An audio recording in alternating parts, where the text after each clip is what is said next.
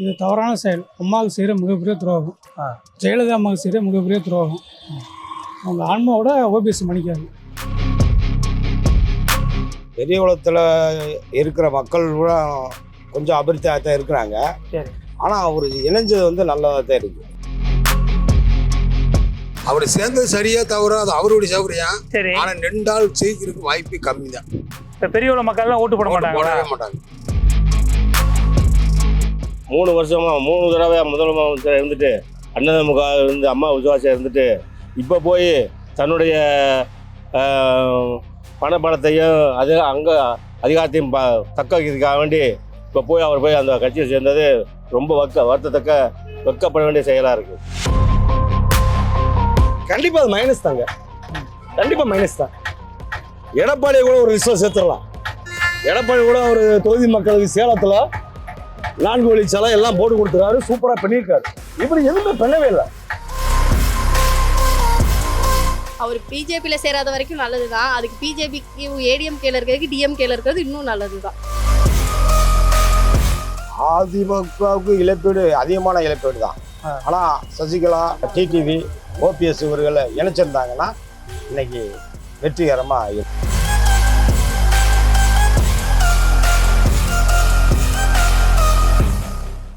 ஆனால் இப்போ ஓபிஎஸ் அவர்கள் வந்து திமுகவில் போய் இணைஞ்சிருக்காங்க. பெரியவள மக்களை நீங்கள் என்ன நினைக்கிறீங்க சார்? அவர் சேர்ந்தனால ஒன்றும் இல்லை, அவர் சந்தோஷம்தான். ஆனால் இருந்தனால நான் என்ன சொல்கிறேன், இவர் இப்போ ஐபி மாதிரி வந்து இப்போ இவர் பெரியவள தொகுதியை காட்டினார்னு நினச்சிக்கோங்க. எப்பயுமே அவருக்கு மெஜாரிட்டி இருக்குது. ஆனால் அவர் பெரியவளத்தை கையை விட்டனால தான் எப்பயுமே அவர் தோல்வியிலே தான் போய்கிட்டு இருக்காரு. இன்ன வரைக்கும் அவர் எதையுமே காட்டினதும் கண்ணுக்கு தெரியல, எதுவும் வச்சதும் தெரியல.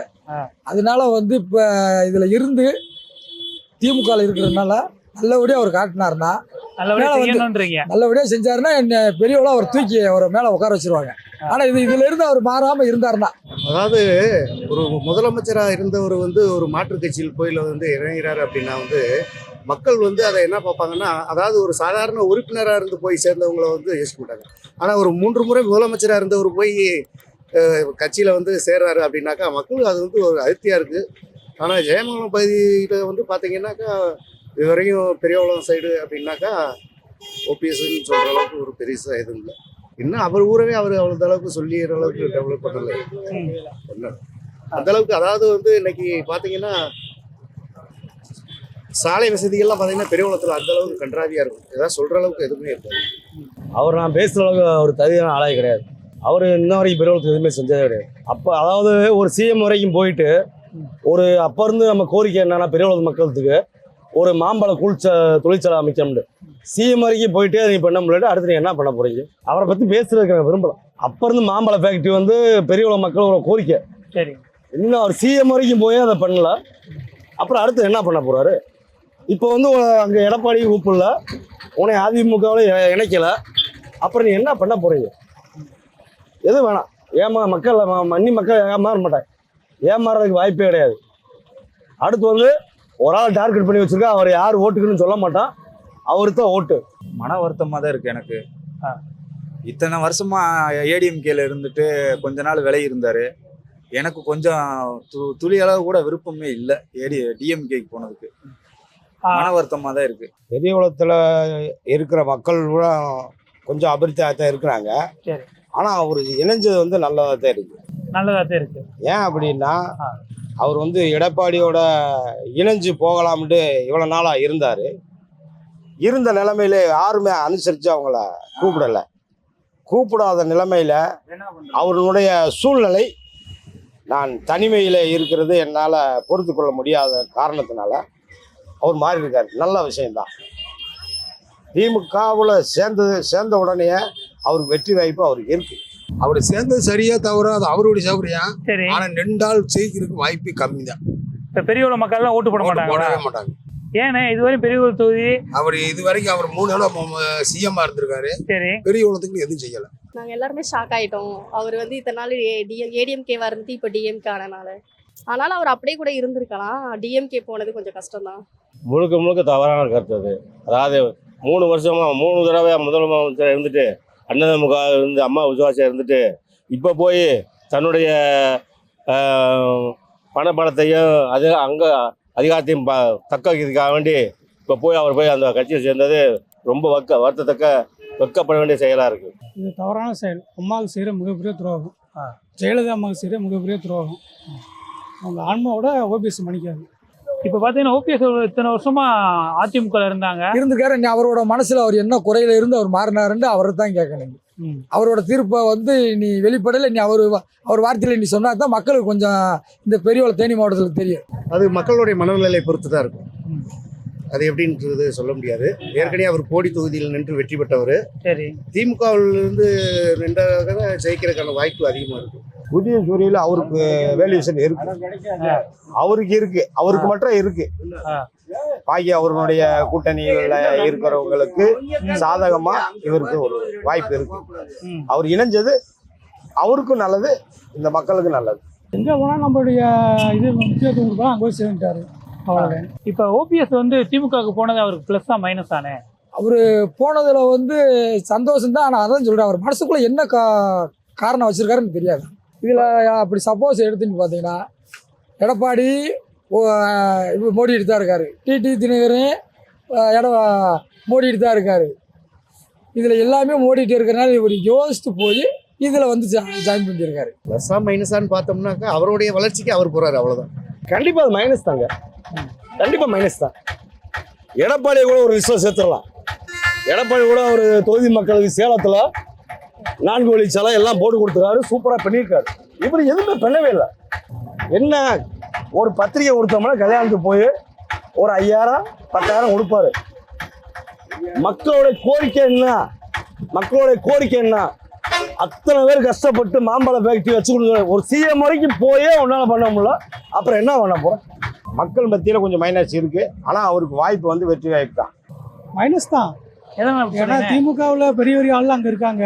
சரி, இவர் ஏடிஎம்குலேருந்து அங்கே போயிருக்காரு. இவருக்கு ஏதாவது ஒரு சீட்டு கொடுத்து ஒரு எம்எல்ஏ பொசிஷனில் தக்க வச்சுக்குவாங்க, அவ்வளோதான்.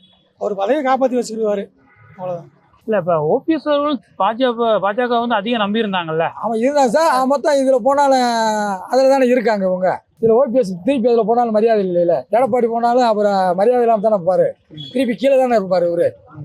அதனால தான் அவர் டக்குன்னு இதில் மாறிட்டார். இப்போ 2 பேருமே சால்வை பொத்தி இருக்காங்க. இன்னி ஸ்டாலின் ஐயா வந்து சொல்லணும், இவருக்கு என்ன எதிர்ப்புன்னு கொடுக்கணும், என்ன பொறுப்புன்னு, என்ன எந்த மாவட்டத்தை கொடுக்கணும்னு அவர் தான் சொல்லணும். சொல்லும் போது அப்போ தான் மக்களுக்கு தெரியும். இப்போ ஓபிஎஸ் திமுகவுக்கு போனனால ஏடிஎம்கேக்கு எந்த அளவுக்கு இழப்பு இருக்கு? அவங்களுக்கு கொஞ்சம் ஒரு நறுப்பு குத்திக்கிட்டே இருக்கு. என்னடா திடீர்னு நீங்கிட்டு மாறினால சசிகலாவும் அவங்களும் கொஞ்சம் யோசிப்பாங்க, டிடி தினகரனும் யோசிப்பாரு. இதனால இப்போ காரணமே இல்லை, அவரு வாய்ப்பு இருக்கு அவருக்கு ஆளுநர் பதவி கொடுப்பாங்கன்னு எதிர்பார்த்துட்டு இருந்தாரு. ஆளுநர் பதவி கிடைக்கல. அதனால வந்து பொறுத்திருந்து பார்த்தாரு. ஏன்னா அதிமுகவிலையும் இணைக்கிற மாதிரி வாய்ப்பு வந்து கிடைக்கவே இல்லை. அதனால நீ என்ன செய்யறது, அவர் அரசியல் செல்வாக்கிலே இருந்து வாழ்ந்தவர். அதனால அவர் அந்த அந்தஸ்திலே தானே இருக்கணும்னு ஆசைப்படுவார். அதனால அவர் மாற்றுக் கட்சிக்கு போயிட்டாரு. பிஜேபி வந்து எடப்பாடியை இணைச்சதுனால ஓபிஎஸ் வந்து ஒதுக்கிட்டாங்க. அவர் இணைஞ்சாருன்னா அவரு விலகிடுவார். அந்த ஒரு காரணத்துக்காக அவங்க விலைக்கு வச்சிருக்காங்க. அவர் பிஜேபியில சேராத வரைக்கும் நல்லதுதான். அதுக்கு பிஜேபிக்கு ஏடிஎம்கேல இருக்கிறதுக்கு டிஎம்கேல இருக்கிறது இன்னும் நல்லதுதான். பிஜேபி மோடி அவர் மதிக்கல இல்லை, மோடி அவர் கூப்பிடல இல்லை. மோடி நினைச்சா அவர் கூப்பிட்டு சேர்த்து வச்சுக்கலாம்ல, அவரே கூப்பிடல இல்லை. இப்போ ஓபிஎஸ் வந்து திமுகவுக்கு போனதுனால அதிமுக சைடில் எந்த அளவுக்கு பாதிப்பு உண்டாக்கும்னே?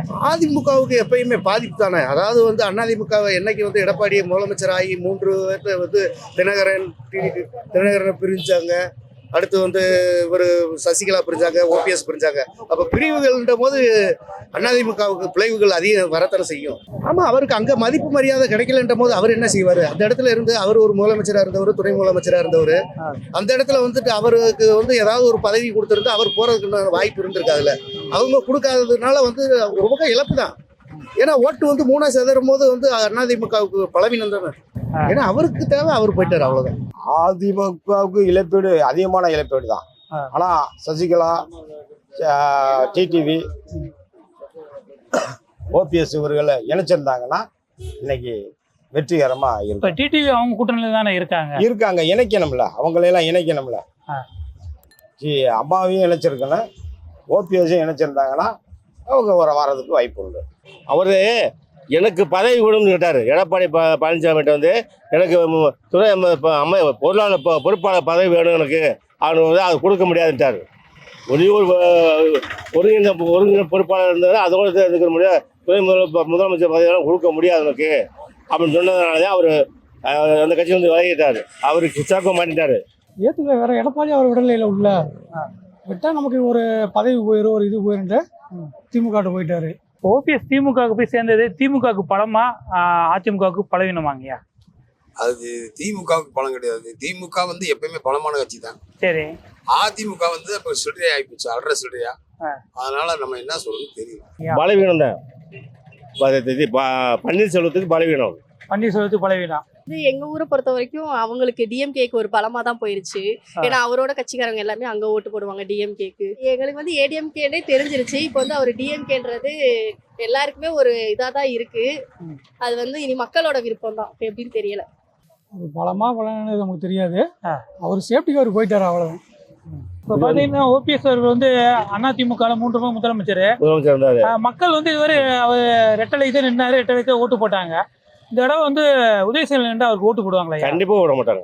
கண்டிப்பாக போட மாட்டாங்க. எந்த தொகுதியில் இருந்தாலும் போட மாட்டாங்க. அவர் இந்த பெரிய தொகுதியில் போட்டி தொகுதியில் இல்லை, இப்போ போட்டி தொகுதி வைக்க சொல்லியிருக்காங்க. ஆனால் போட்டி தொகுதி இருந்தாலும் ஜெயிக்க முடியாது. மக்கள் அவ்வளோ கொந்தளிப்பு இருக்கிறாங்க.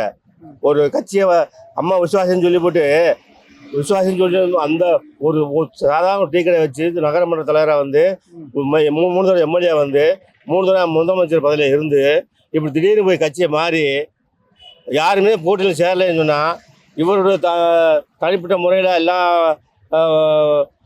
அவளுடைய அமைப்பாளர்கள் எல்லாத்தையும் விட்டு போட்டு தான் சொந்த வசதிக்காக வேண்டி போய் அவர் சேர்ந்திருக்காரு.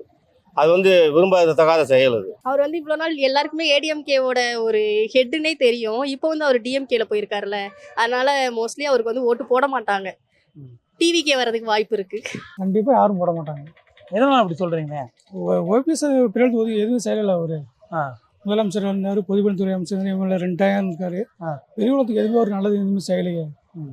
மக்கள் பேசுறதுக்கு எதுவுமே செய்யலை. இல்லை ஓபிஎஸ்க்கு வந்து பெரியவளத்தில் எந்த அளவுக்கு செல்வாக்கு இருக்கும் இனிமேல்? பெரிய குளத்துல மோஸ்ட்லி இங்க எல்லாம் டிஎம்கேக்கு தான் போடுவாங்க. ஒரு சில பேர் தான் அவர் ஏடிஎம்கேக்கு போடுவாங்க. ஆனா எப்பயும் போல இது டிஎம்கே தொகுதியாவே போய்கிட்டு இருக்கும் போல அப்படின்றது. போட மாட்டாங்க. கண்டிப்பா போட மாட்டாங்க. எதனால அப்படி சொல்றீங்க? அவர் என்ன பண்ணிருக்காரு, பெரிய தொகுதிக்கு என்ன பண்ணிருக்காரு? இங்க இருந்த ஒரு டிரான்ஸ்போர்ட் ஆர்டிஓ ஆபீஸா தேனிக்கு மாத்திட்டாரு. இங்க இருந்து ஒரு ஜிஹெச்ச காரவாள காசுட்டாரு. இங்க இருந்து நீதிமன்றத்தை லட்சுமணத்தை மாத்திட்டாரு. பெரிய மக்களுக்காக, பெரிய தொகுதி மக்களுக்காக என்ன பண்ணாரு அவரு சொல்லுங்க? எதுவுமே அவர் பண்ண கிடையாது.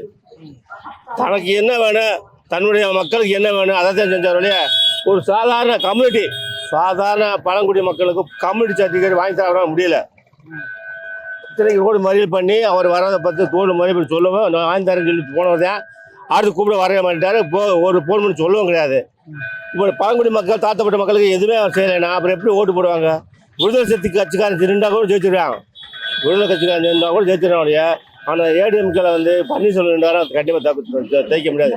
டிஎம்கே வந்து அவர் சீட்டு கொடுத்து ஒதுக்கினாலும் கூட இதே தேனியாவது போரியாவது பெரிய தொகுதியை கொடுத்தாலும் கூட கண்டிப்பாக வர முடியாது. யாரும் ஓட்டு போட மாட்டாங்க. அப்போ வந்துட்டு ஒரு சொத்தை வந்து பாதுகாப்பு இருக்கு. அங்கே ஊருக்காரா அவரு இந்த ஊருக்கு எதுவுமே நல்லது செய்யலையா? பெரிய நல்லது செய்ய கிடையாது தினம் வரைக்கும். ஏங்க பெரியசாமி அந்த ஏரியாவில் வந்துட்டு இன்னைக்கு வந்துட்டு அவங்க வந்துட்டு 10 மில்லை கட்டி 10 100 5000 பேருக்கு வேலை விட்டு வச்சிருக்காரு. இவர் என்ன செஞ்சாரு? முதலமைச்சர் வந்து முன்னாள் முதலமைச்சர் பண்ணிரு என்ன செஞ்சாரு அவரு? இங்க எது பண்ணாரு அவரு? ஒரு மில்லை கட்டிருக்காரா? இல்ல பெரிய மக்களுக்கு ஏதாவது வச்சிருக்காரா? எதுவுமே கிடையாது. இவர் அங்க போன வந்துட்டு திமுக தவறா தெரியுது எனக்கு. ஒரு சேர்த்ததே வந்துட்டு ஸ்டாலின் தப்பா தெரியுது எனக்கு. இன்னைக்கு வந்து பன்னீரை வந்து இந்த தேனி மாவட்டத்துக்குள்ள வந்துட்டு எவ்வளவு வச்சிருக்கலாம். ஆனா செய்ய கிடையாது, மதிக்க கிடையாது. உண்மையில இவர் ஓனதே வந்துட்டு அவருக்கு வந்துட்டு ஸ்டாலின் தவறா தெரியுது எனக்கு. அவர் சேர்த்த தவறு ஸ்டாலின். ஓபிஎஸ் அவர்கள் இதுவரை ரெட்டலை நின்று வின் பண்ணாங்க. இந்த வட்டம் உதயசீலன் நின்னாங்கன்னா அவங்களுக்கு வெற்றி வாய்ப்பு கிடைக்குமா? கிடையாதுங்க. கிடைக்காதுங்க. எதனால அப்படி சொல்றீங்க? ஏன்னு கேட்டா அந்த மாதிரி செஞ்சாருங்க அவரு. எதுவுமே செய்யலங்க. அவர் சொந்த ஊர் பெரியவளத்தில் இருக்காரு. பெரியவளத்தை என்ன செஞ்சிருக்காரு? இல்ல தேனி மாவட்டம், பொதுவாக தேனி மாவட்டத்தில் என்ன செஞ்சிருக்காரு? அதனால அவருக்கு வெற்றி வாய்ப்பு கம்மியா இருக்குன்றீங்களா? கம்மிதான்.